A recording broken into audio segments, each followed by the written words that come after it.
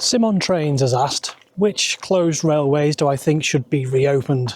Now, I must admit, when it comes to railway history, my knowledge is a little bit lacking, if I'm being honest. So I'm going to turn this question on its head a little bit and ask which railways should remain closed, or which disused railway should remain closed.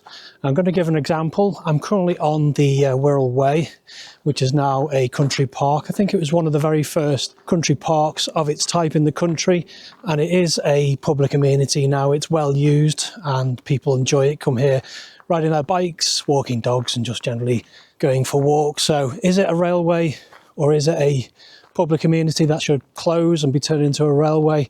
In this case, probably not, because although it would connect some quite large towns, I just don't think the cost would be justified. Now, that's not to say there are other railways or disused railways which would not have business cases if they were to be reopened, but I just haven't really given it much thought. The only railway that I can think of off the top of my head would be East West Rail. Now, obviously, closing that railway was a very bad move. It should never have been closed, I don't think, even though passenger figures were starting to decline somewhat. And although some of it survived, a big chunk of it, the most important chunk of it arguably, has closed, and now we're left with a bit of a conundrum. Do we reopen the Varsity line or do we build a new railway as has been planned?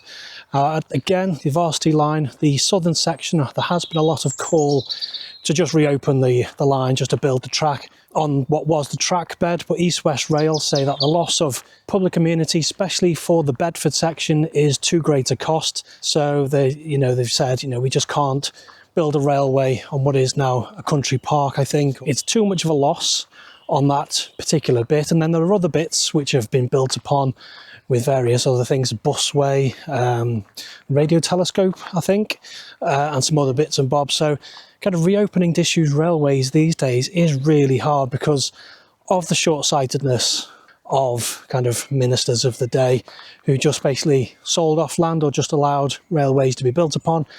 I imagine they thought that the railway would never reopen and railways were pretty much dead in the water, as it were. But there are definitely some railways which should open, but at what cost? We have to balance the public amenity and what else stands in the way of the reopening, which unfortunately adds to the cost.